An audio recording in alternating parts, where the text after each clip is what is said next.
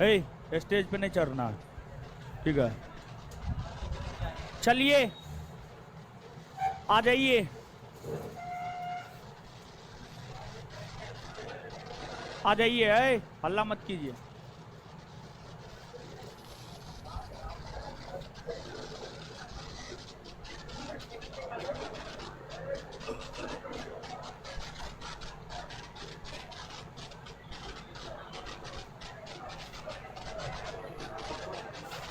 आ जाइए, अब शांत हो जाइए, हल्ला मत कीजिए, हल्ला मत कीजिए। अब डिस्कशन करवा रहे हैं, पढ़िए।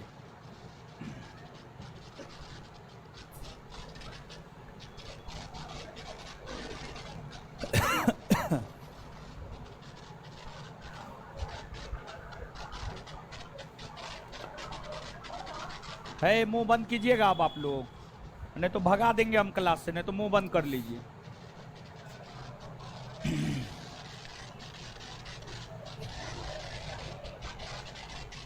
हाँ हम लाइव हैं, लाइव नहीं है तो आपको क्या नजर आ रहा है?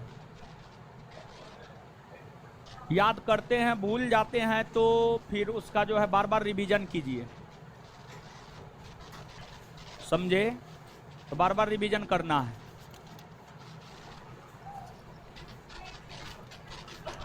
देखिए एक दो लड़का मैसेज कर रहा है, इतना लेट से, इतना लेट से, इतना लेट से, लेट क्या हुआ है? कितना 12:30 बजे से टेस्ट डिस्कशन शुरू होता है? 12:30 बजे से हम तो बोले हुए हैं, टेस्ट भी 12:30 से 1:30 होगा और डिस्कशन भी 12:30 बजे शुरू होगा। 12:35 से हम यहाँ पे खड़ा हैं, क्वेश्चन उश्चन लग रहा था, तो इतना लेट उठ कुछ नहीं हुआ है, 12:30 बजे से ही होता है, समझे? उसके दिमाग में ये होगा कि जो है 12 बजे से, तो 12 बजे से थोड़े होता है, 12:30 बजे से होता है, समझे? तो इसलिए लेट उठ नहीं हुआ है। ये आलतू फालतू कमेंट मत कीजिए कि इतना लेट से इतना सवेरे।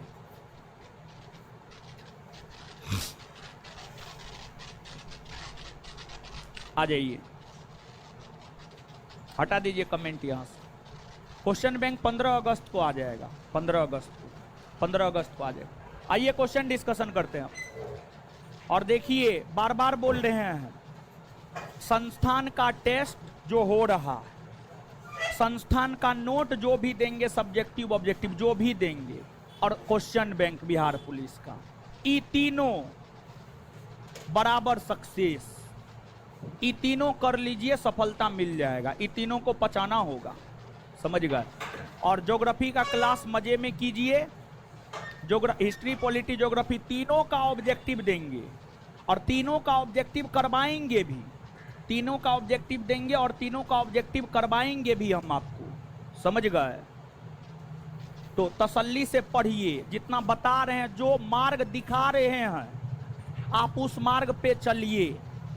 ज्योग्राफी से ज्यादा प्रश्न पूछा जाता है, 10 से 12, 15 प्रश्न तक ज्योग्राफी से पूछा जाता है, इसलिए ज्योग्राफी का क्लास भी करवा रहे हैं और ऑब्जेक्टिव भी करवा रहे हैं, ऑब्जेक्टिव भी करवाएंगे, ऑब्जेक्टिव हम अपने से करवाएंगे, समझ गए? तो ज्योग्राफी का वेटेज ज्यादा है, ज्योग्राफी का महत्व आपके परीक्षा में ज्यादा है, इसलिए ज्योग्राफी को अच्छे से कीजिए। आप जो है वीडियो भी देखिए और साथ ही साथ ऑब्जेक्टिव भी करवाएंगे हम आपको, समझ गए? तो ज्योग्राफी का वेट ज्यादा है। और जो बोले हैं, संस्थान का टेस्ट, संस्थान का नोट और संस्थान का क्वेश्चन बैंक, बिहार पुलिस कबाड़ दीजिएगा इतना में, समझ गए? ताली नहीं बजाना है, अरे ताली बजाने में एनर्जी वेस्ट नहीं करना है महाराज, उसको पचाने में एनर्जी वेस्ट करना है। आइए अब समझिए और समझते हुए चीजों को याद भी करते जाना है।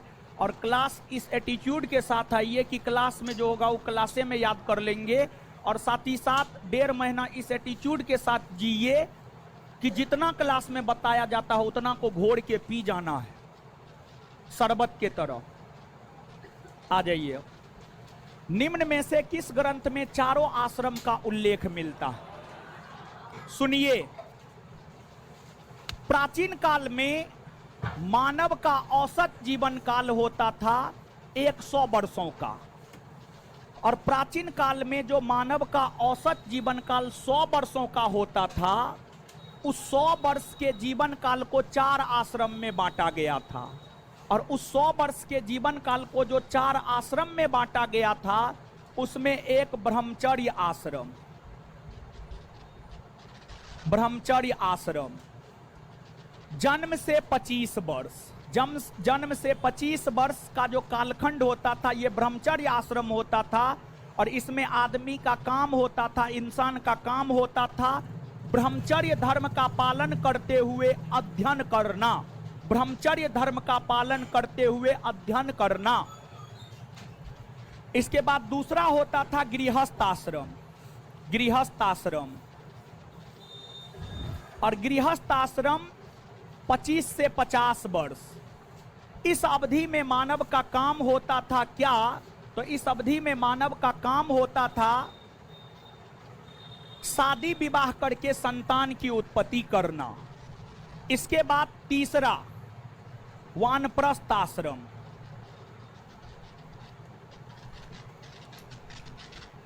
पचास से 75 वर्ष।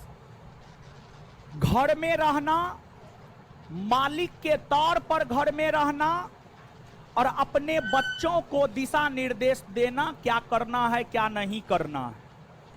इस आश्रम में यह काम होता था। और अंतिम होता था सन्यासी आश्रम, 75 से 100 वर्ष। इसमें मानव का काम होता था घर को त्याग देना, किसी पर्वत पठार पर जाकर मंदिर में बैठकर राम राम जपना और भीख मांगकर खाना। सन्यासी आश्रम में काम होता था।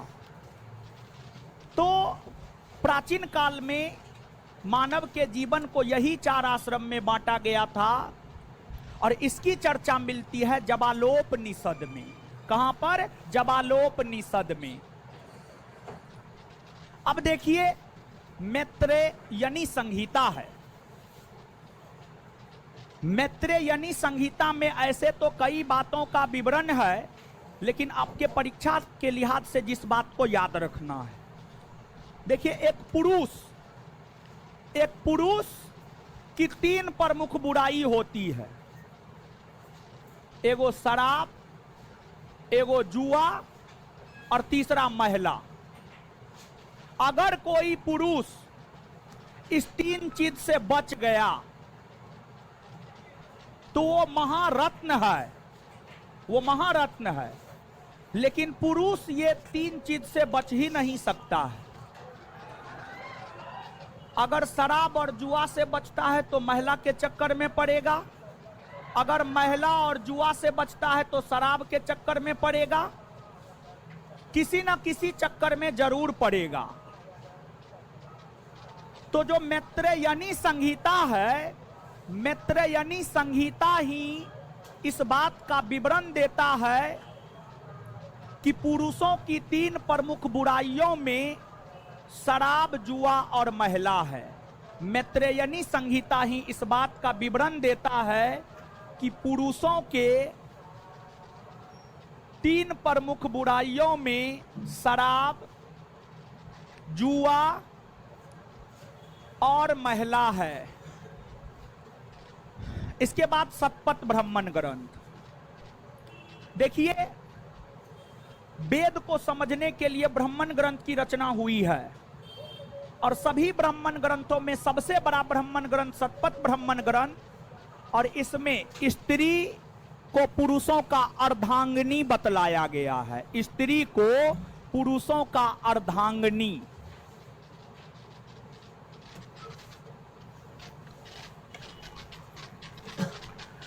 मनु स्मृति सभी स्मृति ग्रंथों में सबसे प्राचीनतम स्मृति ग्रंथ है। इसकी रचना मनु ने किया था, जिसे आधुनिक विधि निर्माता माना जाता है। और इसका आधुनिक काल में अंग्रेजी में अनुवाद ए कोड ऑफ जेंटू लॉज नाम से विलियम जॉन्स ने किया था। विलियम जॉन्स ने किया था। याद रखना है सब बात। तो बताइए किस ग्रंथ में 4 आश्रम का उल्लेख है? किसमें? मनुष्य के जीवन को जो 4 आश्रम में बांटा गया था उसमें पहला कब से कब, दूसरा कब से कब, तीसरा कब से कब, चौथा कब से कब। किस संहिता में पुरुषों की 3 प्रमुख बुराइयों में शराब, जुआ और महिला को शामिल? किसमें? सबसे बड़ा ब्राह्मण ग्रंथ। आए किस ग्रंथ में स्त्री को पुरुषों का अर्धांगिनी बतलाया? सबसे प्राचीनतम स्मृति ग्रंथ कौन है?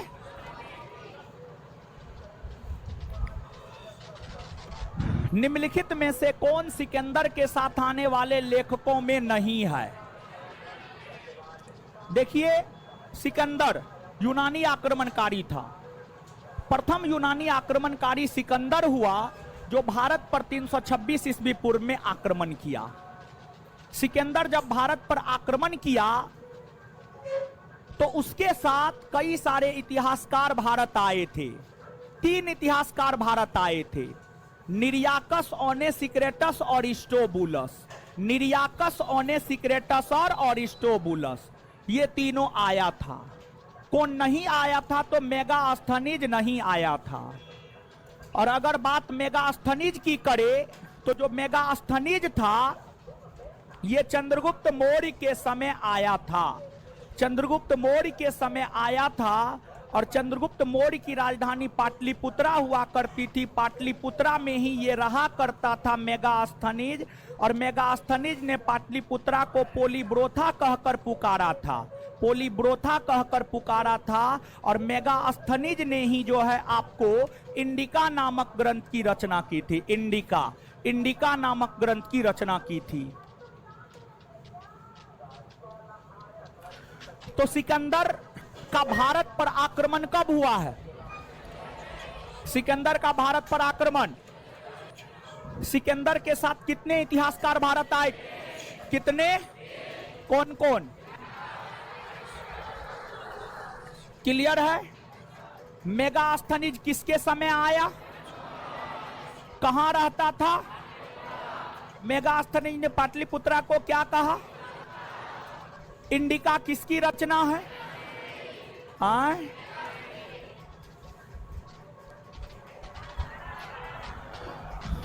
जो लोग मोबाइल चला रहे हैं, आप भ्रम में मत रहे कि हम आपको मोबाइल चलाते हुए नहीं देख रहे हैं। मास्टर हैं तो कुछ ना कुछ तो गुण होगा ना जी, ऐसे ही मास्टर बन गए। तो आप भ्रम में होते हैं कि हम आपको नहीं देख रहे होते। बहुत चीज को हम इग्नोर कर देते हैं, तो इसका मतलब आप ये ना समझे। मूड खराब होगा तो थकूच देंगे सांप के तरह, समझे? तो इसलिए सिस्टम में रहे, नहीं तो सिस्टम हैंग कर देंगे हम। चलिए, महापुराणों की कुल संख्या, महापुराणों की कुल संख्या 18। कितना? 18। वेद की कुल संख्या 4।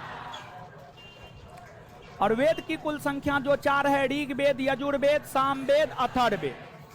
वेदांग की संख्या 6। और जो 6 गो वेदांग है, शिक्षा, ज्योतिष, कल्प, निरुक्त, व्याकरण, छंद। शिक्षा, ज्योतिष, कल्प, निरुक्त, व्याकरण, छंद। और उपनिषद की संख्या 108। उपनिषद की संख्या 100 बता दीजिए। वेद की संख्या, वेदांग, महापुराण, उपनिषद। निम्न में से कौन कृषि विभाग से संबंधित है? सुनिए, दिल्ली सल्तनत के अंतर्गत सुल्तानों ने अलग अलग विभागों का गठन किया था, जिसमें एक सुल्तान हुआ करते थे मोहम्मद बिन तुगलक। मोहम्मद बिन तुगलक। मोहम्मद बिन तुगलक ने दोआब क्षेत्र में कर वृद्धि कर दिया था, टैक्स की दर बढ़ा दिया था, और दोआब क्षेत्र में अकाल पड़ा हुआ था।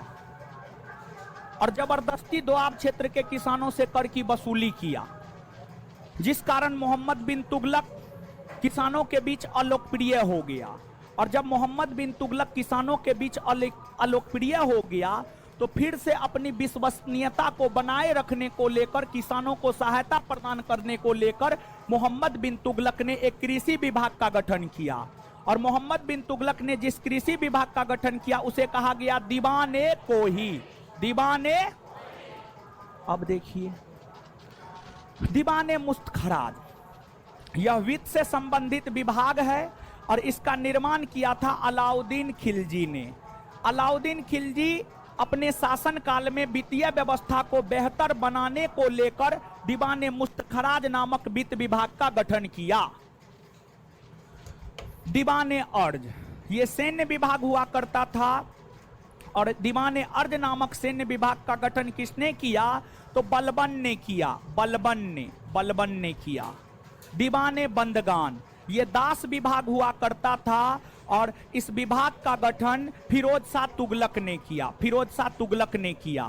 और बात अगर फिरोज शाह तुगलक की करे तो फिरोज शाह तुगलक ने कई और भी विभाग का गठन किया था, जैसे फिरोज शाह तुगलक ने दीवाने खैरात,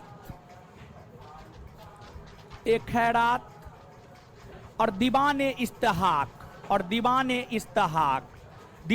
इस्तेहाक नामक विभाग का भी गठन किया था। और दीवाने इस्तेहाक का संबंध पेंशन से था, पेंशन विभाग से था, और दीवाने खैरात का संबंध दान विभाग से था। और देखिए, जो फिरोज शाह तुगलक थे, पूरे दिल्ली सल्तनत के अंतर्गत सबसे, देखिए आप गौर फरमाइएगा, जो क्वेश्चन दे रहे हैं आप कहिएगा सर इतिहास नहीं पढ़ाइएगा, तो ये क्या कर रहे हैं?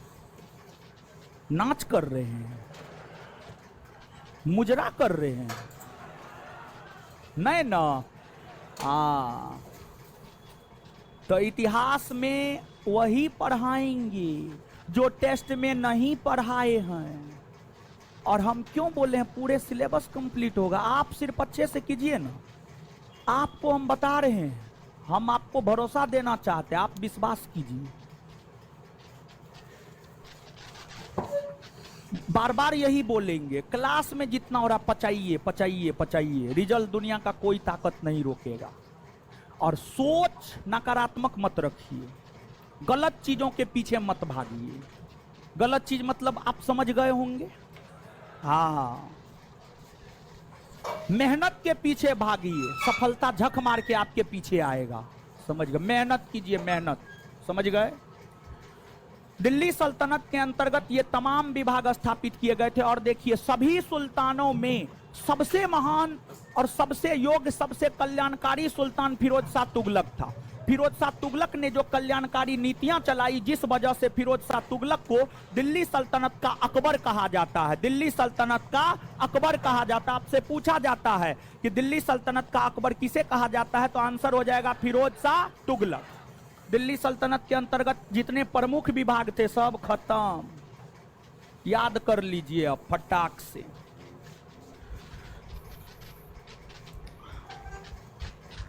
कृषि विभाग से संबंधित कौन है? कौन है? कौन है? दीवाने कोही नामक कृषि विभाग का गठन किसने किया? किसने किया?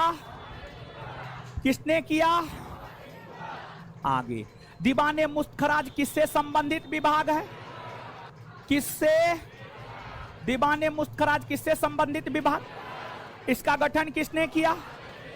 किसने किया? दीवाने अर्ज किससे संबंधित विभाग?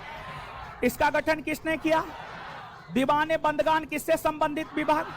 इसका गठन किसने किया? आए, दीवाने खैरात किससे संबंधित विभाग है? गठन किसने किया? दीवानी इस्तिहाक किससे संबंधित विभाग? गठन किसने किया? सल्तनत युग का अकबर किसे कहते हैं? आए, सल्तनत युग का अकबर, सल्तनत युग का अकबर।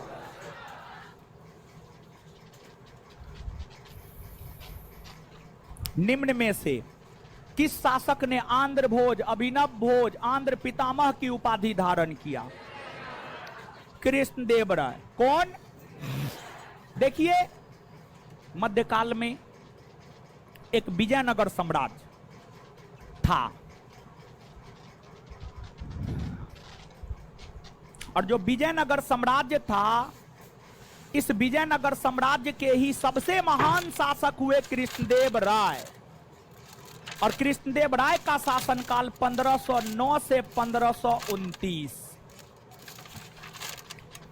कृष्णदेव राय जब 1509 ईस्वी में गद्दी पर बैठे, तो गद्दी पर बैठने के बाद ही उन्होंने आंध्र भोज, अभिनव भोज, आंध्र पितामह की उपाधि धारण किया। कृष्णदेव राय अपनी माता नागल देवी के नाम पर नागलपुर नामक शहर को बसाया था। कृष्णदेव राय के समय ही 1526 में मुगल वंश की स्थापना हुई। कृष्णदेव राय का विवरण बाबर ने अपनी आत्मकथा बाबरनामा में किया है, और बाबर ने कृष्णदेव राय को उस समय के भारत का सबसे महान शासक बताया। और कृष्णदेव राय के समय, कृष्णदेव राय के दरबार में तेलुगु भाषा के 8 महान विद्वान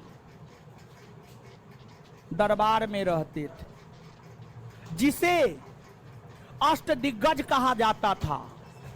अष्टदिग्गज विजयनगर साम्राज्य से संबंधित था। तेलुगु भाषा के 8 महान विद्वानों को ही संयुक्त रूप से अष्टदिग्गज कहा जाता था, जिसका संबंध कृष्णदेव राय से था। और कृष्णदेव राय के समय ही पुर्तगाली यात्री डोमिंग पायस और बारबोसा विजयनगर साम्राज्य की यात्रा पर आया था। याद रखेंगे सब बात। मुगलों से स्वतंत्र कर्नाटक राज्य की स्थापना किसने किया? मुगलों से स्वतंत्र हुए कर्नाटक राज्य की स्थापना किया था सादुतुल्ला खान ने। सादुतुल्ला खान ने मुगलों से अवध स्वतंत्र हुआ, और अवध में स्वतंत्र शासन की स्थापना किया सादत खान ने। मुगलों से हैदराबाद स्वतंत्र हुआ, हैदराबाद में स्वतंत्र शासन की स्थापना किया चिनकिलीज खान ने। मुगलों से बंगाल स्वतंत्र हुआ,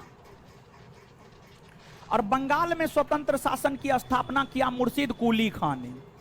मुर्शिद कुली खान ने, याद रखिएगा। तो मुगलों से जब अवध स्वतंत्र हुआ, तो अवध में स्वतंत्र शासन की स्थापना किसने? अवध में हैदराबाद में और चिनकिलीज खां को निजामुल मुल्क भी कहा जाता है। चिनकिलीज खां को निजामुल बंगाल में स्वतंत्र शासन की स्थापना। बंगाल में कर्नाटक में क्लियर। तृतीय आंग्ल में सूर्ययुद्ध के समय गवर्नर जनरल कौन था? देखिए, 4 गो आंग्ल में सूर्ययुद्ध हुआ है। प्रथम आंग्ल में सूर्ययुद्ध 1767 से 69। इस समय था बड़े लास्ट गवर्नर, बड़े लास्ट। द्वितीय 1780 से 84। इस समय था वारेन हेस्टिंग्स। तृतीय 1790 से 92। इस समय था कॉर्नवालिस। और चौथा 1799।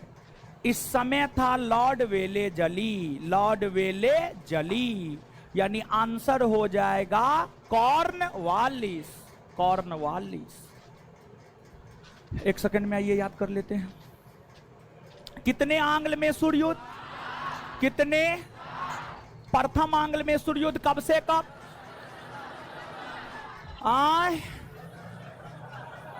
प्रथम आंग्ल में सूर्ययुद्ध कब से कब? कौन था गवर्नर? द्वितीय आंग्ल में सूर्ययुद्ध कब से कब? द्वितीय आंग्ल में सूर्ययुद्ध कब से कब? कौन था गवर्नर? तृतीय आंग्ल मैसूर युद्ध कब से कब? कौन था गवर्नर? चतुर्थ आंग्ल मैसूर युद्ध कब? कब? कब? कौन था? कौन था? देखिए, मैसूर में दो गो शासक हुआ, एगो हैदर अली, दूसरा टीपू सुल्तान। मैसूर में क्या गो शासक? क्या गो शासक? कौन कौन? कौन कौन? हैदर अली द्वितीय आंग्ल मैसूर युद्ध के दौरान मारा गया और टीपू सुल्तान चतुर्थ आंग्ल मैसूर युद्ध के दौरान मारा गया। हैदर अली द्वितीय आंग्ल मैसूर युद्ध के दौरान मारा गया, टीपू सुल्तान चतुर्थ आंग्ल मैसूर युद्ध के दौरान मारा गया। हैदर अली कौन युद्ध के दौरान मारा गया? किसके दौरान? टीपू सुल्तान। टीपू सुल्तान। निम्न में से किस विद्रोह से संबंध भगत जवाहर मल का है? भगत जवाहर मल ने पंजाब के क्षेत्र में कूका आंदोलन चलाया था। कूका आंदोलन। कूका आंदोलन। फिर ऑप्शन में जो पाइक विद्रोह है, पाइक विद्रोह उड़ीसा में हुआ था और उड़ीसा में पाइक विद्रोह बक्सी जगबंधु के नेतृत्व में हुआ था। बक्सी जगबंधु। मोपला विद्रोह केरल में हुआ था और यह अली मुस्लियार के नेतृत्व में हुआ था। अली मुस्लियार। किसान विद्रोह था ये सब। तेभागा आंदोलन बंगाल में हुआ और ये कंपाराम सिंह और भवन सिंह के नेतृत्व में हुआ।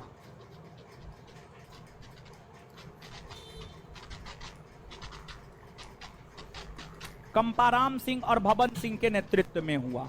समझ गए? अंग्रेजों के खिलाफ होने वाले ये विद्रोह थे।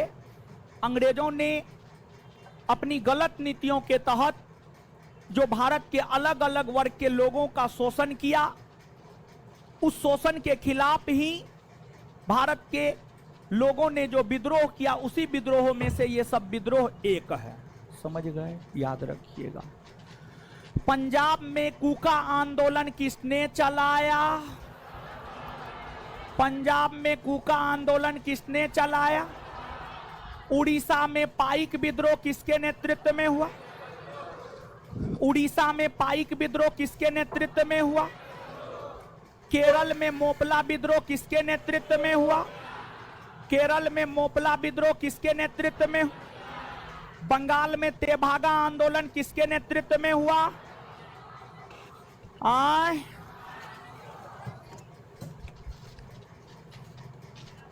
1857 ईस्वी की महान क्रांति का नेतृत्व इलाहाबाद से किसने? कौन किया? लियाकत। 1857 की क्रांति का इलाहाबाद से नेतृत्व लियाकत, और इलाहाबाद के क्षेत्र में विद्रोह को दबाया था कर्नल नील ने। कर्नल। वही बेगम हजरत महल ने अवध और लखनऊ के क्षेत्र से नेतृत्व की। अवध और लखनऊ। अवध और लखनऊ के क्षेत्र से नेतृत्व की। खान बहादुर खान ने बरेली और मौलवी अहमदुल्ला ने फैजाबाद। अंग्रेजी सरकार का सबसे कट्टर दुश्मन मौलवी अहमदुल्ला। 50,000 का इनामी। जिहाद का नारा दिया। क्लियर?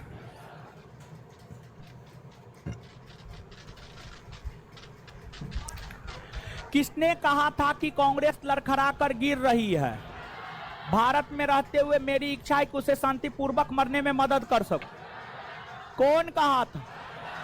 करजन ना। चलिए, पढ़े हैं नहीं सर, इसलिए इस सब पे ज्यादा हम याद नहीं करवा रहे, क्योंकि क्लास में भी याद करवा दी। जो चीज क्लास में हो गया उस पर ज्यादा फोकस थोड़े करेंगे ना। कांग्रेस को अल्प जनसंख्या का प्रतिनिधित्व करने वाला संगठन किसने कहा? डफरीन। किसने कहा? डफरीन। कांग्रेस के लोग पदों के भूखे राजनीतिज्ञ है, किसने कहा? बंकिम चंद्र। कांग्रेस को याचना संस्था की संज्ञा किसने दिया? बिपिन चंद्र।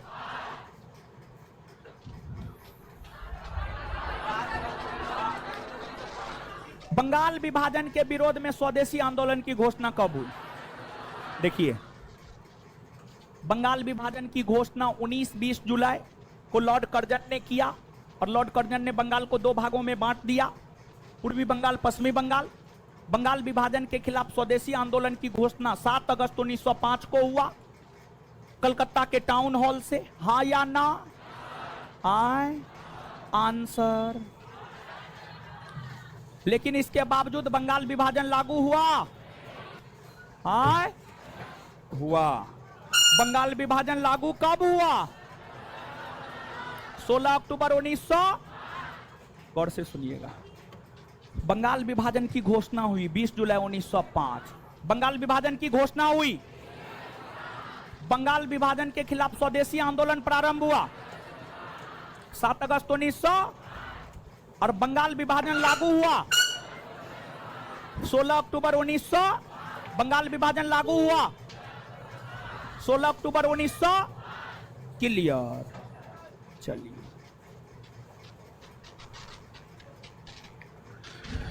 देखिए विश्व इतिहास का क्वेश्चन है। विश्व इतिहास से देखिए 2 गो क्वेश्चन पूछा जाता है, एगो सामान्य तौर पर साहित्य और एगो युद्ध। एगो साहित्य, एगो युद्ध। विश्व इतिहास में जितने भी साहित्य है सब करवा देंगे और जितने भी युद्ध है सब करवा देंगे। अगर क्वेश्चन आएगा तो वहीं से आएगा, आप याद कीजिए। यूटोपिया किसकी रचना है? टॉमस। फटाक से जवाब देना चाहिए। देखिए जवाब आ रहा है। तब कहिएगा रिजल्ट नहीं हुआ। रिजल्ट दाल भात चोखा है। कौन रिवीजन करेगा? कौन याद करेगा? देखिए, हम आपको बिहार पुलिस बैच लाने से पहले एगो सेमिनार रखे थे, उसमें हम बताए थे आपको। हम बिहार पुलिस का तैयारी मात्र 3 माह सेल्फ स्टडी से किए थे, किसी का कोई सहारा नहीं लिए थे। सेल्फ स्टडी के बल पर बिहार पुलिस पहली बार में ऑन मेरिट निकाले थे, समझ गए, 2014 में। तो आपके पास तो 1.5 माह है, लेकिन पॉजिटिव पॉइंट ये है कि हम आपके साथ, समझ गए। हमको, मेरे साथ तो कोई नहीं था, कोई दिशा दिखाने वाला नहीं था। क्या पढ़ना है क्या नहीं पढ़ना अपने से डिसाइड हो करना, अपने से पढ़ना भी है। आपको तो हम दिशा दिखाने वाले हैं कि फलना फलना पढ़िए, फलना फलना कीजिए। लेकिन फिर भी अगर रिजल्ट नहीं होता है तो इसमें मेरा कोई दोष नहीं, समझ गए। इसमें सारा दोष आपका होगा। और अगर रिजल्ट होता है तो सारा क्रेडिट आप ही को जाएगा, सारा क्रेडिट भी आप ही को जाएगा। ये भी बात है। टीचर सिर्फ एक मार्गदर्शक होता है, उससे ज्यादा कुछ नहीं होता है। अगर टीचर पर रिजल्ट डिपेंड करता तो सभी विद्यार्थी का रिजल्ट होता। रिजल्ट डिपेंड विद्यार्थी पे करता है। जो मेहनत करेगा उसका रिजल्ट होगा, जो मेहनत नहीं करेगा उसका रिजल्ट। अगर आप सफल होते हैं तो उसके जिम्मेदार आप खुद हैं, अगर आप असफल होते हैं तो उसके भी जिम्मेदार आप खुद हैं, समझ गए। द लास्ट जजमेंट एवं द फॉल ऑफ मैन किनकी कृति है? ये है माइकल एंजेलो का। माइकल, देखिए ध्यान दीजिएगा, विश्व इतिहास में पुनर्जागरण आंदोलन हुआ है और विश्व इतिहास में पुनर्जागरण आंदोलन इटली के फ्लोरेंस नामक शहर से शुरू हुआ है। विश्व इतिहास में पुनर्जागरण आंदोलन हुआ है और इस पुनर्जागरण आंदोलन की शुरुआत इटली के फ्लोरेंस नामक शहर से हुआ है, नामक नगर से हुआ है। और इस पुनर्जागरण आंदोलन को अपनी कृति और अपने चित्र से आगे बढ़ाने का काम Michelangelo, Leonardo da Vinci, Raphael ने किया था। और ये तीनों इटली के कलाकार थे, इटली के चित्रकार थे। ये तीनों इटली के कलाकार थे, इटली के चित्रकार थे। जिसमें द लास्ट जजमेंट और the fall of man Michael Angelo की कृति है, वही मोनालिसा। मोनालिसा चित्र है, चित्र का नाम है मोनालिसा, चित्र का नाम है मोनालिसा। और द लास्ट सपर, सपर, ये दोनों लियोनार्डो दा विंची का कृति है। फिर जीसस क्रिस्टस की मां का चित्र राफेल ने बनाया है, उस चित्र का नाम है मैडोना। जो मैडोना है ये राफेल का कृति है। राफेल जो मैडोना है ये राफेल का कृति है। मोनालिसा लास्ट सपर लियोनार्डो दा विंची का है। द लास्ट जजमेंट और fall of man Michael Angelo का है। जो लड़का ऐसे मुंह पर हाथ दे करके सो रहे हैं, उठ के खड़ा हो जाइए। एकदम भारी नींद में हैं, खड़ा हो जाइए। आप ऐसे करके जो सो रहे थे, खड़ा हो जाइए, डिस्टर्ब मत कीजिए, जल्दी से खड़ा हो जाइए। हम जाएंगे तो कूट देंगे। खड़ा होइए ना जी। फटा कहाँ है जी? कहाँ है? ना है अंदर में।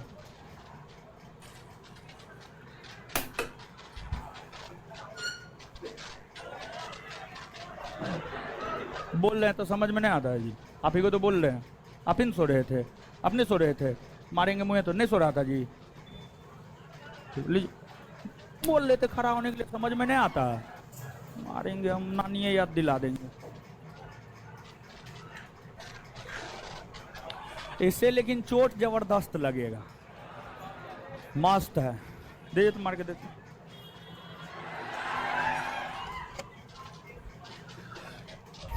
आइए, द लास्ट जजमेंट और द फॉल ऑफ मैन किसकी कृति है? Mona Lisa. Mona Lisa. The last supper, the last supper, Madonna. Madonna.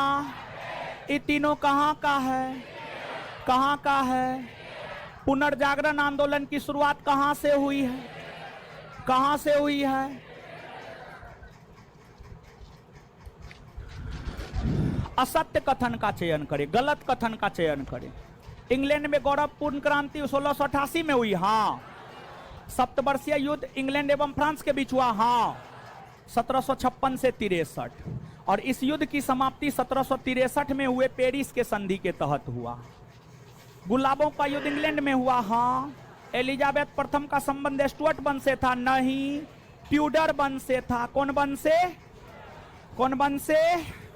यही असत्य है, यही गलत है। समझ गए? याद रख लीजिएगा। एक सेकंड में ये याद करते हैं। इंग्लैंड में गौरवपूर्ण क्रांति कब हुई है? इंग्लैंड में गौरवपूर्ण क्रांति कब हुई है? सप्तवर्षीय युद्ध कब से कब? सप्तवर्षीय युद्ध कब से कब? इसकी समाप्ति कब हुई है? कौन संधि के तहत? सप्तवर्षीय युद्ध किसके किसके बीच हुआ है? किसके किसके बीच? गुलाबों का युद्ध कहां हुआ है? गुलाबों का युद्ध। एलिजाबेथ प्रथम का संबंध कौन वंश से? एलिजाबेथ प्रथम का संबंध कौन वंश? क्लियर। सूर्य से दूरी के अनुसार ग्रहों का कौन सा क्रम सही? देखिए, ये सूर्य है। क्या है? देखिए, ये सूर्य है। सूर्य, ये जो लाल लाल दिखाई दे रहा है, सूर्य है। ये आप देख लीजिए। सूर्य के सबसे नजदीक में बुध है, फिर शुक्र है, फिर पृथ्वी है, फिर मंगल है, फिर बृहस्पति है, फिर शनि है, फिर यूरेनस अरुण है, और फिर वरुण है। समझ गए? तो सूर्य से दूरी के अनुसार ग्रहों का जो क्रम है, देखिए, अगर आप इसको सन मान लेते हैं, बुध, शुक्र, पृथ्वी, मंगल, बृहस्पति, शनि, अरुण और वरुण, ये सूर्य से दूरी के अनुसार ग्रहों का क्रम है। तो आंसर देख लीजिए क्या हो जाएगा? ए होगा। अब यहां पर सुनिए, समझिए। बहुत कुछ यहां पर समझा रहे हैं, और समझाने के साथ साथ याद भी करना है। सूर्य के सबसे नजदीक का ग्रह बुध और सबसे दूर का ग्रह वरुण। सूर्य से तीसरा सबसे नजदीक का ग्रह पृथ्वी। ठीक है? तो सूर्य के सबसे नजदीक का ग्रह, सूर्य के सबसे नजदीक का ग्रह, सूर्य के सबसे दूर का ग्रह, सूर्य के तीसरा सबसे नजदीक का ग्रह, तीसरा सबसे नजदीक का ग्रह, और एकमात्र ग्रह पृथ्वी है जिस पर मानव रहता है, जिस वजह से पृथ्वी को अद्भुत ग्रह कहा जाता है। अद्भुत ग्रह किसे कहा जाता है? अद्भुत ग्रह। और जब ऊपर से पृथ्वी को देखिएगा नीला दिखाई देता है जल की उपस्थिति के कारण। पृथ्वी के कुल क्षेत्रफल के 71% भूभाग पर जल है, 29% भूभाग पर स्थल है, तो इसलिए पृथ्वी को नीला ग्रह भी कहा जाता है। नीला ग्रह किसे कहा जाता है? नीला ग्रह। अब देखिए सौरमंडल में जो 8 ग्रह है, इन 8 ग्रहों को 2 भागों में बांटा गया है, आंतरिक ग्रह और बाह्य ग्रह। सूर्य के जो नजदीक के 4 ग्रह है इसे आंतरिक ग्रह कहा जाता है। बुध, शुक्र, पृथ्वी, मंगल को आंतरिक ग्रह, और बृहस्पति, शनि, अरुण, वरुण को बाह्य ग्रह। बाह्य ग्रह। तो आपसे पूछा जाता है कौन आंतरिक ग्रह है कौन बाह्य ग्रह है, तो आंतरिक ग्रह में बुध, शुक्र, पृथ्वी और मंगल, बाह्य ग्रह में बृहस्पति, शनि, अरुण और वरुण। तो आंतरिक ग्रह में कौन कौन है? बाह्य ग्रह में कौन कौन है? क्लियर है? सौरमंडल का सबसे बड़ा ग्रह बृहस्पति, सबसे बड़ा ग्रह, सबसे बड़ा ग्रह, सबसे छोटा ग्रह बुध, सबसे छोटा ग्रह, सबसे छोटा ग्रह। क्लियर है? सबसे बड़ा उपग्रह गैनीमेड, सबसे बड़ा उपग्रह, सबसे बड़ा उपग्रह गैनीमेड बृहस्पति का उपग्रह है। किसका उपग्रह है? किसका? सबसे बड़ा उपग्रह, सबसे बड़ा उपग्रह किसका उपग्रह है? आए? सर्वाधिक उपग्रहों की संख्या वाला ग्रह बृहस्पति। बृहस्पति सर्वाधिक उपग्रहों की संख्या वाला ग्रह कौन है? क्लियर है? अब सबसे अधिक घनत्व वाला ग्रह पृथ्वी और सबसे कम घनत्व वाला ग्रह शनि। सबसे अधिक घनत्व वाला ग्रह, सबसे अधिक घनत्व वाला ग्रह, सबसे कम घनत्व वाला ग्रह। चलिए असत्य मिलान का चयन करें, गलत मिलान का चयन करें। एक तरफ महाद्वीप है, दूसरे तरफ महाद्वीप की सबसे ऊंची पर्वत चोटी है। उत्तरी अमेरिका की सबसे ऊंची पर्वत चोटी माउंट मैकिनले है, सही है। दक्षिणी अमेरिका का ओजस डेल सलाडो है, सही है। ऑस्ट्रेलिया का माउंट कोस्युस्को है, सही है। यूरोप का माउंट किलिमंजारो है, नहीं। माउंट किलिमंजारो अफ्रीका महादेश की सबसे ऊंची चोटी है, अफ्रीका महादेश। यूरोप महादेश की सबसे ऊंची चोटी है माउंट एलबुर्ज, माउंट एलब्रूस या एलबुर्ज, माउंट एलब्रूस या माउंट एलबुर्ज।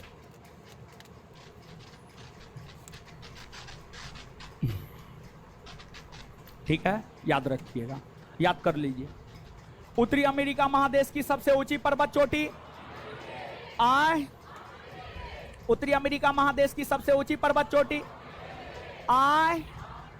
दक्षिणी अमेरिका की, दक्षिणी अमेरिका की, ऑस्ट्रेलिया का, ऑस्ट्रेलिया का, ऑस्ट्रेलिया का, अफ्रीका का, अफ्रीका का, यूरोप का, यूरोप का।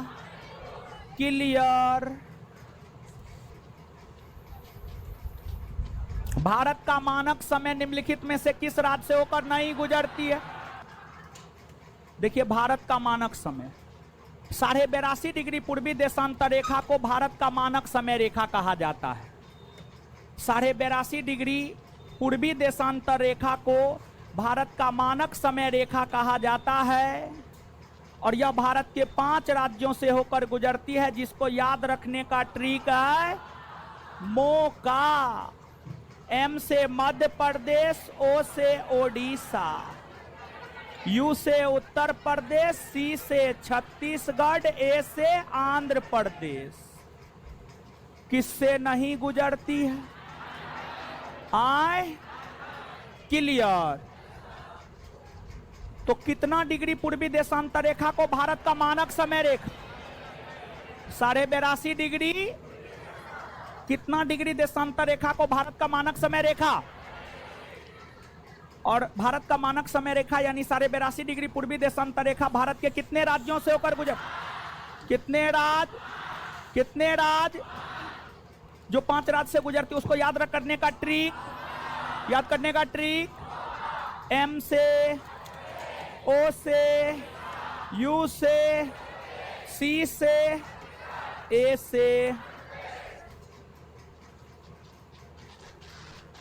कौन सा राज्य नेपाल के साथ सीमा नहीं बनाती? देखिए, नेपाल, ई नेपाल।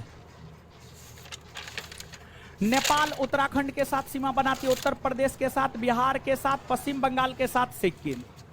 नेपाल कितने भारतीय राज्यों के साथ? कितना? कौन कौन?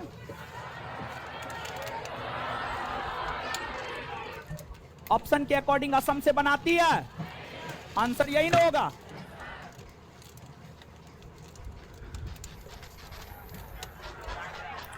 किस दर्रे से होकर ब्रह्मपुत्र नदी भारत में प्रवेश करती?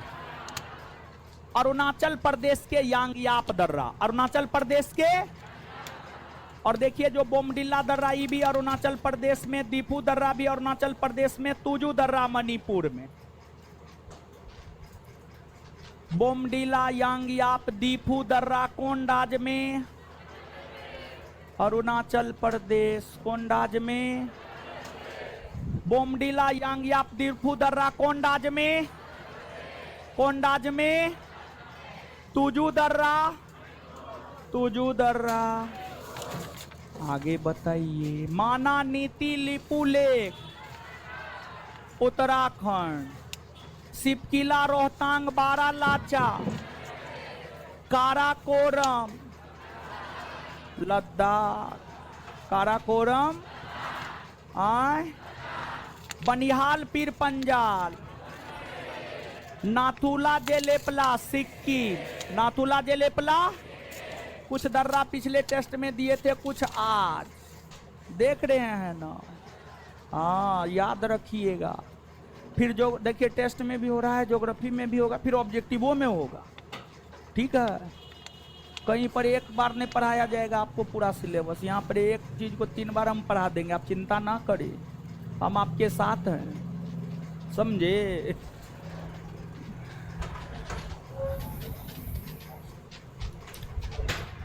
बृहद हिमालय को लघु हिमालय से कौन अलग करता है?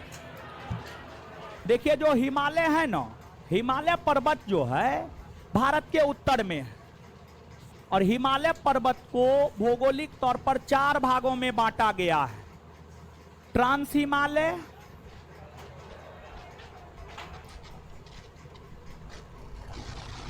उसके दक्षिण में उसके समानांतर बृहद हिमालय, उसके समानांतर लघु हिमालय, और उसके समानांतर शिवालिक। क्या? शिवालिक, शिवालिक। ट्रांस हिमालय को बृहद हिमालय से अलग ITSZ, Indus Tsangpo suture zone. ITSZ, Indus Tsangpo suture zone. बृहद को लघु से अलग MCT, main central thrust, main central thrust. और लघु को शिवालिक से अलग MBF, main boundary fault, main boundary fault. और शिवालिक के नीचे आइएगा तो उत्तर भारत का विशाल मैदान मिलेगा।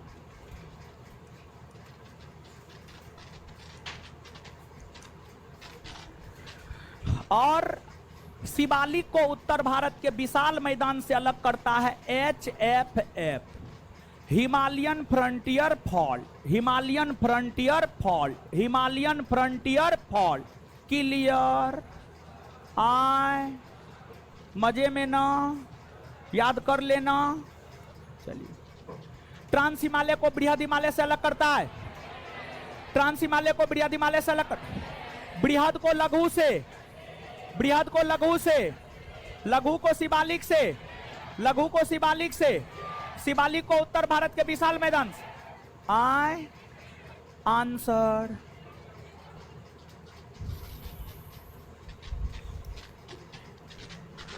अलकनंदा और मंदाकिनी के संगम को किस नाम से? है देखिए, भारत का उत्तराखंड राज्य, मानचित्र पर भारत का उत्तराखंड राज्य है। उत्तराखंड राज्य में कई नदियां बहती है। अलकनंदा, भागीरथी, धौली गंगा, नंदाकिनी, मंदाकिनी, पिंडार, ये सब नदी बहती है। इन नदियों में उत्तराखंड की एक प्रमुख नदी है अलकनंदा। कौन है? अलकनंदा। ये अलकनंदा नदी है। कौन नदी? अलकनंदा। अलकनंदा। अलकनंदा नदी से धौली गंगा मिलती है। धौली गंगा, धौली गंगा नदी मिलती है। अलकनंदा नदी से नंदाकिनी मिलती है। नंदाकिनी नदी मिलती है। अलकनंदा नदी से पिंडार नदी मिलती है। पिंडार नदी मिलती है। अलकनंदा नदी से मंदाकिनी मिलती है। मंदाकिनी, मंदाकिनी नदी मिलती है। और अलकनंदा नदी से भागीरथी नदी मिलती है। भागीरथी, भागीरथी नदी मिलती है। और देखिए, दो नदियों का संगम जहां होता है उसे प्रयाग कहते हैं। दो नदियों का संगम जहां होता है उसे प्रयाग कहते हैं। दो नदियों के संगम को क्या कहते हैं? प्रयाग।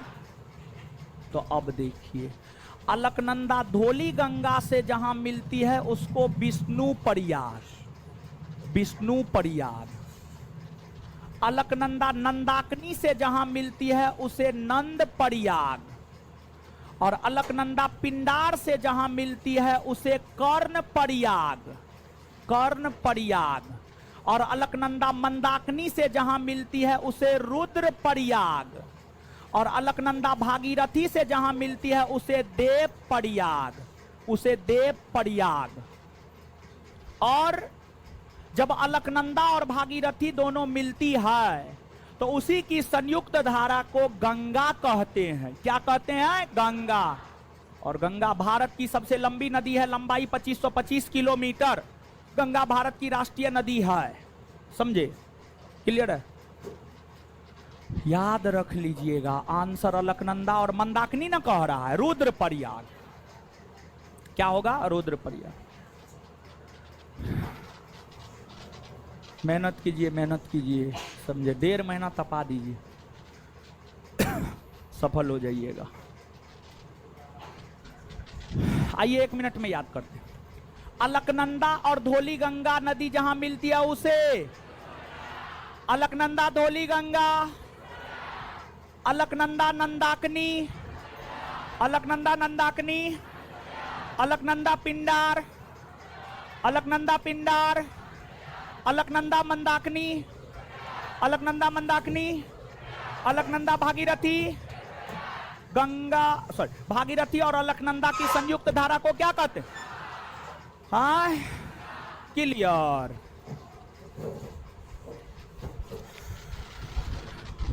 निम्न में से कौन सा जलप्रपात चंबल नदी पर अवस्थित है?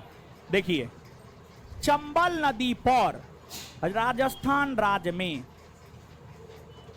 चुलिया और पुनासा, चुलिया और पुनासा जलप्रपात। अलकनंदा, सॉरी, चंबल नदी पर राजस्थान राज्य में चुलिया और पुनासा जलप्रपात है। आंसर क्या हो जाएगा? चुलिया। ठीक है, याद रखिएगा, समझ गए? तो चंबल नदी पर राजस्थान राज्य में कौन कौन जलप्रपात? आय आय चुलिया और शिव समुद्रम जलप्रपात। कावेरी नदी पर कर्नाटक में। बिहार जलप्रपात टोंस नदी पर राजस्थान में। धुआंधार जलप्रपात नर्मदा नदी पर मध्य प्रदेश में। बताइए, शिव समुद्रम जलप्रपात कौन नदी? शिव समुद्रम, शिव समुद्रम, शिव समुद्रम। बिहार जलप्रपात, बिहार जलप्रपात। धुआंधार जलप्रपात, धुआंधार जलप्रपात।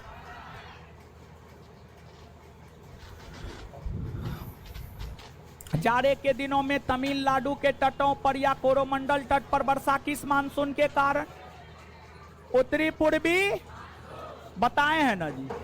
नहीं बताए, बताए हैं ना?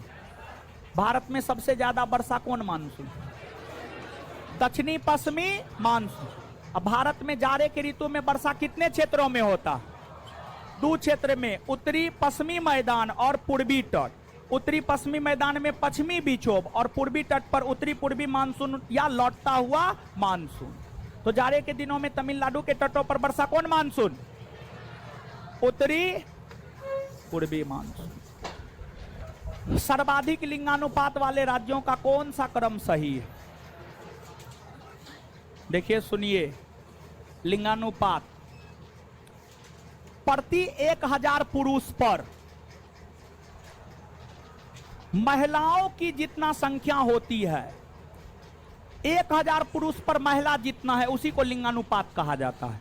1000 पुरुष पर महिलाओं की संख्या को लिंगानुपात सेक्स रेशियो कहा जाता है। 2011 की जनगणना के अनुसार भारत का लिंगानुपात है 943 महिला प्रति 1000 पुरुष। 1000 पुरुष पर मात्र 943 महिला है। और भारत का लिंगानुपात पाकिस्तान के लिंगानुपात के समान है। भारत पाकिस्तान दोनों का सेम है। सबसे अधिक लिंगानुपात वाला राज्य केरल, 1084 महिला प्रति 1000 पुरुष। और सबसे कम हरियाणा,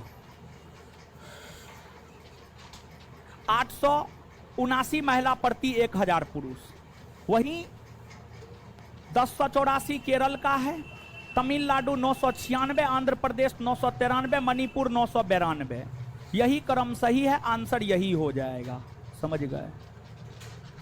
तो बता दीजिए एक सेकेंड में, प्रति 1000 पुरुष पर महिलाओं की संख्या क्या कहलाता है? आए सबसे अधिक लिंगानुपात वाला राज्य कितना? सबसे कम कितना? भारत का लिंगानुपात। और सबसे अधिक कौन राज्य का? उसके बाद पहला केरल, दूसरा तमिलनाडु, तीसरा आंध्र प्रदेश, चौथा मणिपुर। निम्न में से कौन परियोजना सतलज नदी पर अवस्थित है? सतलज नदी पर सरहिंद नहर परियोजना, तुलबुल परियोजना झेलम नदी पर, दुलहस्ती परियोजना चिनाब नदी पर,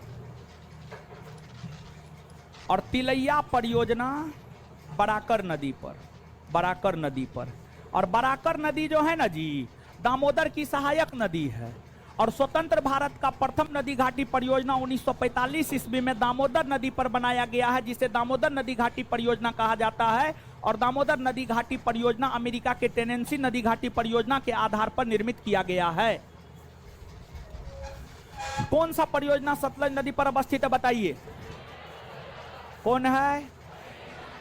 तुलबुल परियोजना कौन नदी पर? तुलबुल परियोजना, तुलबुल परियोजना, तुलबुल।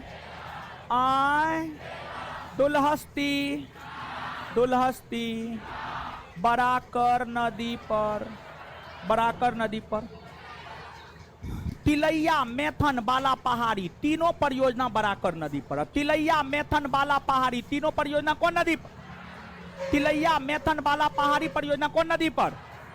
स्वतंत्र भारत की प्रथम नदी घाटी परियोजना दामोदर नदी घाटी परियोजना। स्वतंत्र भारत की प्रथम नदी घाटी परियोजना। आए इसका निर्माण कब हुआ है? 1948। कब हुआ है? कब हुआ है?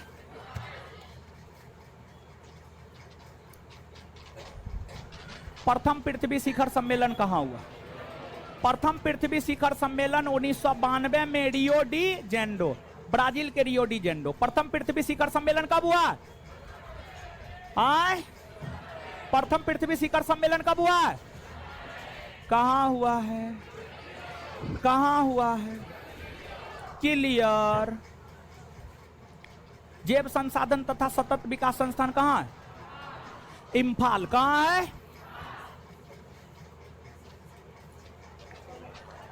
भारत में पहली बार महिलाओं को वोट देने का अधिकार कब मिला? सुनिए, महिलाओं को देखिए, भारत में जब निर्वाचन पद्धति की शुरुआत हुई, भारत में अप्रत्यक्ष निर्वाचन पद्धति की शुरुआत, अप्रत्यक्ष निर्वाचन पद्धति की शुरुआत 1892 के भारत परिषद अधिनियम और प्रत्यक्ष निर्वाचन पद्धति की शुरुआत 1919 के भारत शासन अधिनियम के तहत हुआ है। और जब प्रत्यक्ष निर्वाचन पद्धति की शुरुआत 1919 के भारत शासन अधिनियम के तहत हुआ, तो इस अधिनियम के तहत ही महिलाओं को मतदान करने का भी अधिकार दिया गया। महिलाओं को मतदान करने का अधिकार भी दिया गया। शुरुआती वर्षों में सिर्फ पुरुषों को मतदान करने का अधिकार था, महिलाओं को मतदान करने का अधिकार नहीं था। पहली बार महिलाओं को मतदान करने का अधिकार 1919 के भारत शासन अधिनियम के तहत दिया गया है। समझ गए, याद रखिएगा। भारत परिषद अधिनियम 1909 को मार्ले मिंटो एक्ट कहा जाता है, और इस मार्ले मिंटो एक्ट के तहत मुसलमानों को पृथक निर्वाचन का अधिकार दिया गया है। और जो 1919 का भारत शासन अधिनियम है, इसे मॉन्टेग्यू चेम्सफोर्ड सुधार कहते हैं, मॉन्टेग्यू चेम्सफोर्ड सुधार। और पिट्स इंडिया एक्ट 1784 में पारित हुआ है। इंग्लैंड के प्रधानमंत्री विलियम पिट के द्वारा इसे पारित किया गया था, याद रख लीजिएगा। तो भारत में पहली बार महिलाओं को वोट देने का अधिकार कब मिला? कब मिला? भारत में अप्रत्यक्ष निर्वाचन की शुरुआत, अप्रत्यक्ष निर्वाचन, प्रत्यक्ष निर्वाचन किसे मार्ले मिंटो एक्ट कहा जाता है? मॉन्टेग्यू चेम्सफोर्ड सुधार। 1900 स्वतंत्र भारत के पहले मंत्रिमंडल में श्रम मंत्री कौन था? जगजीवन राम। कौन था? वही बलदेव सिंह रक्षा मंत्री, CH भाभा वाणिज्य मंत्री, राजकुमारी अमृता कौर स्वास्थ्य मंत्री। ठीक है, तो स्वतंत्र भारत के पहले मंत्रिमंडल में श्रम मंत्री कौन? श्रम मंत्री, श्रम मंत्री, रक्षा मंत्री, रक्षा मंत्री, वाणिज्य मंत्री, वाणिज्य मंत्री, स्वास्थ्य मंत्री, स्वास्थ्य मंत्री।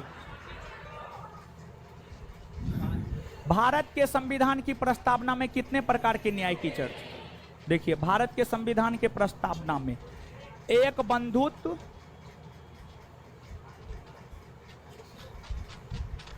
दो समानता,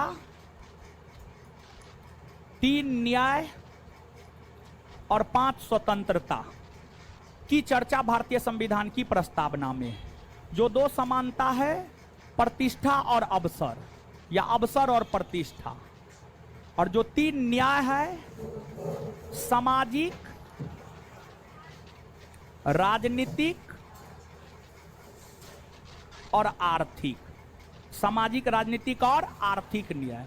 और जो 5 स्वतंत्रता है, विचार, अभिव्यक्ति, धर्म, विश्वास और उपासना की स्वतंत्रता की चर्चा है। जिसमें न्याय रूसी क्रांति 1917 से लिया गया है, और बंधुत्व, स्वतंत्रता और समानता, स्वतंत्रता, समानता और बंधुत्व, ये तीनों फ्रांसीसी क्रांति 1789 से लिया गया है। फ्रांसीसी क्रांति 1789 से लिया गया है। समझ में आया? आंसर हो जाएगा, क्लियर है? चलिए आइए 1 सेकेंड में याद करते हैं इसको। भारत के संविधान के प्रस्तावना में कितने बंधुत्व की चर्चा? बंधुत्व।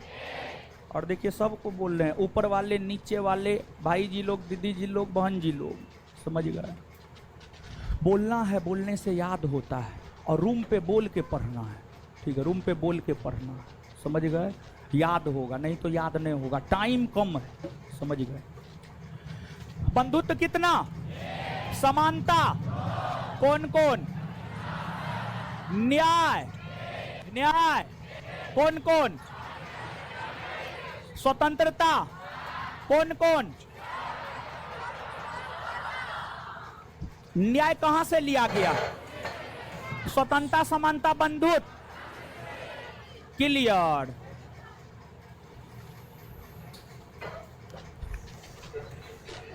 संस्कृति और शिक्षा संबंधी अधिकार की चर्चा किस अनुच्छेद? 29 और सुनिए, मूल अधिकार की संख्या 6 है। कितना? पहला विधि, पहला समानता का अधिकार अनुच्छेद 14 से 18, दूसरा स्वतंत्रता का अधिकार 19 से 22, तीसरा शोषण के विरोध अधिकार 23 और 24, चौथा धार्मिक स्वतंत्रता का अधिकार 25 से 28, पांचवा शिक्षा एवं संस्कृति का अधिकार 29 और 30, छठा संवैधानिक उपचारों का अधिकार अनुच्छेद 32। मूल अधिकार क्या गो? क्या गो समानता का अधिकार है। कौन अनुच्छेद से कौन अनुच्छेद? 14 से स्वतंत्रता का अधिकार, शोषण के विरुद्ध अधिकार, धार्मिक स्वतंत्रता का अधिकार, संस्कृति और शिक्षा का अधिकार, संवैधानिक उपचारों का अधिकार। और मूल संविधान में क्या गो था? 7। क्या गो? संपत्ति के अधिकार को हटा दिया गया, इसी वजह से अब 6 गो बचा है। संपत्ति के अधिकार को 44वां संविधान संशोधन 1978 के तहत हटाकर 300 के क में रखा गया है और उसे कानूनी या विधिक अधिकार का दर्जा दिया गया है। तो संपत्ति के अधिकार को केमा संविधान संशोधन के तहत हटाया गया? 44वां संविधान संशोधन 1900 किस अनुच्छेद में शामिल किया गया? 300 के क। कैसा अधिकार आज है? कानूनी या विधिक? किस राज्य में विधान परिषद नहीं है? देखिए, भारत के 6 राज्य है जहां विधान परिषद है। उसको याद रखने का ट्रिक है अजी। कब तुम उत्तर प्रदेश जाओगे अजी? सामान्य तौर पर भारतीय समाज में पत्नी अपने पति को अजी कहकर पुकारती है। ए से आंध्र प्रदेश,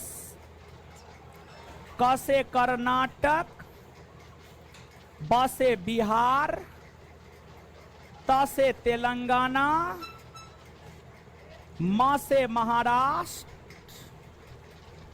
और यूपी से उत्तर प्रदेश। यही 5 गो राज्य है जहां पर विधान परिषद है। बाद बाकी राज्य में विधान परिषद नहीं है।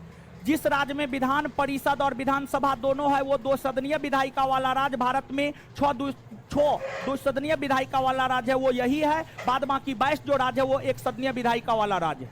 समझ गए? तो आंसर बताइए इसमें क्या होगा? तमिल।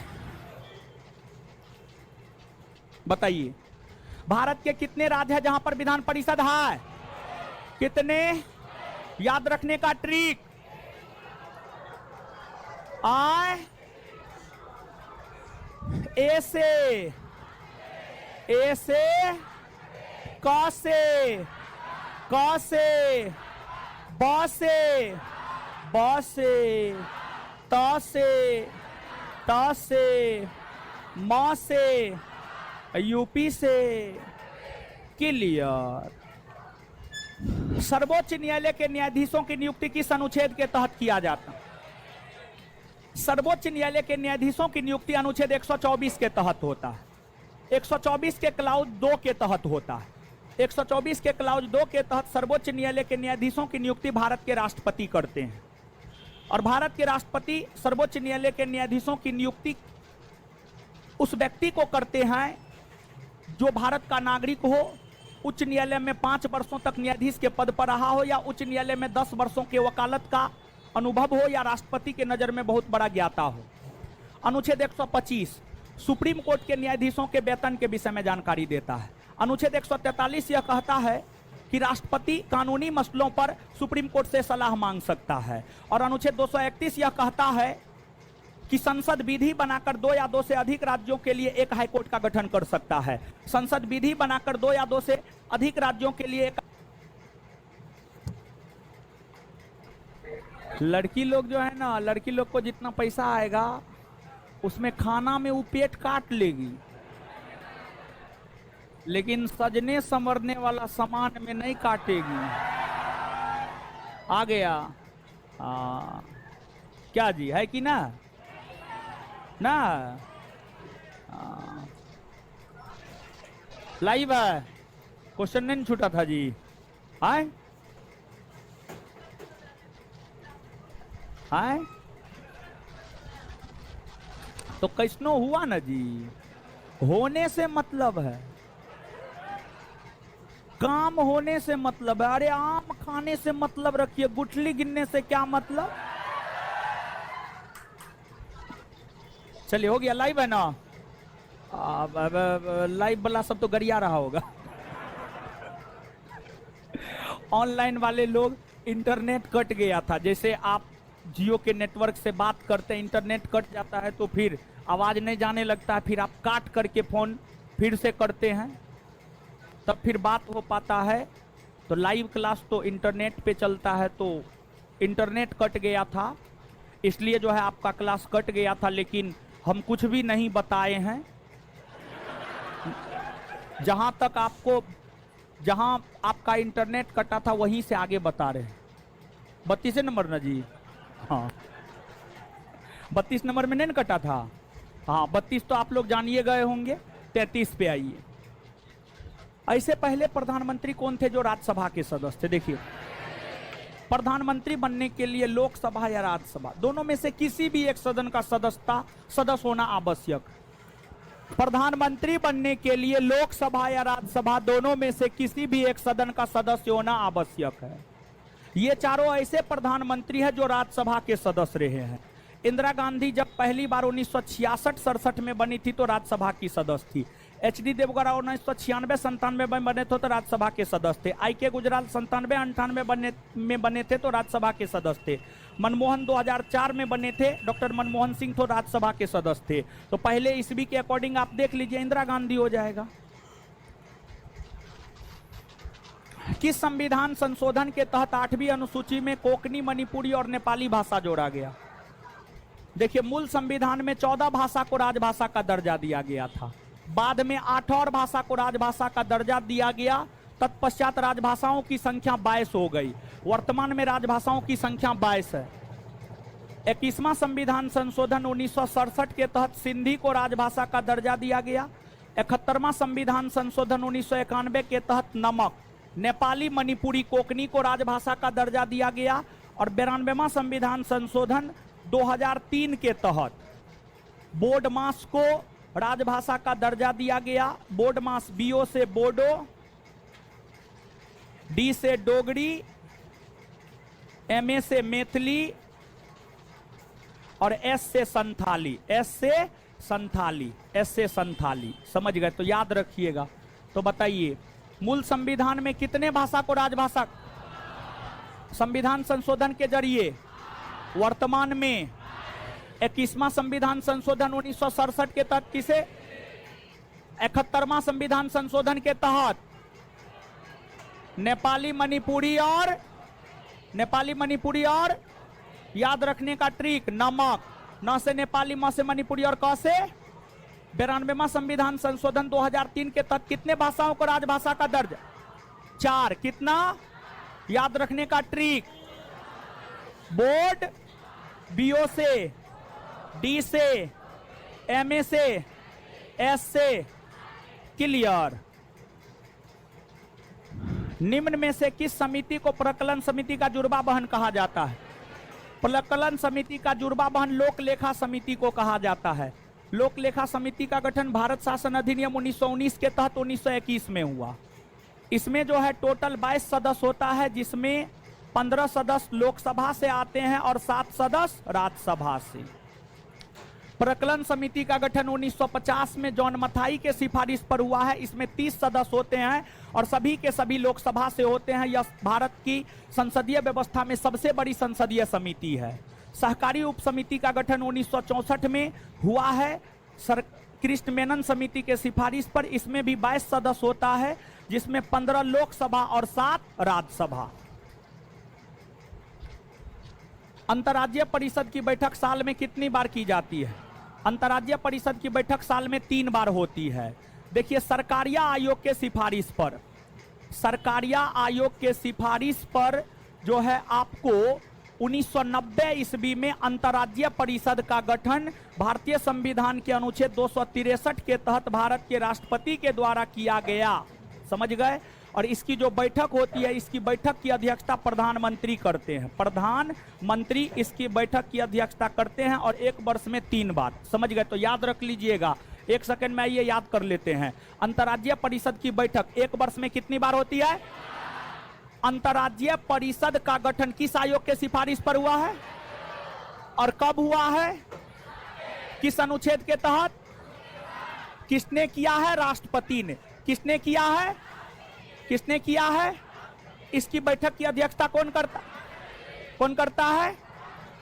चलिए, धन्यवाद। आगे आ गए हैं विकास जी, करवा दीजिए। और देखिए एक बात, इस वीक भर जो भी टेस्ट होगा इस वीक के बाद, जो सोमवार से अगले वीक से टेस्ट होगा, उसमें मैथ रीजनिंग का सॉल्यूशन, मैथ का सॉल्यूशन, मैथ टोटल 10 क्वेश्चन देंगे और मैथ का सॉल्यूशन लिख करके टेलीग्राम चैनल पर हम आपको भेज देंगे, एप्लीकेशन पर अपलोड कर देंगे, उसको आप बना लीजिएगा। और मैथ का क्वेश्चन जो है आपको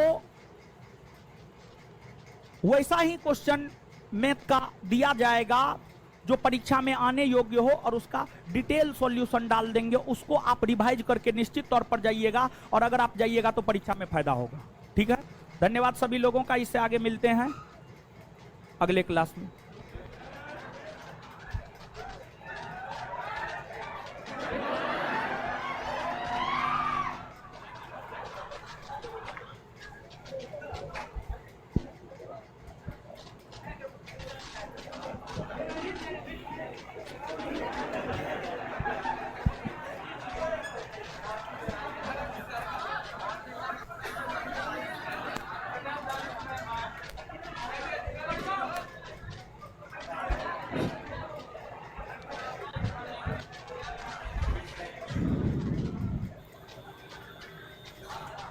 शांत हो जाइए आप लोग, बैठिए।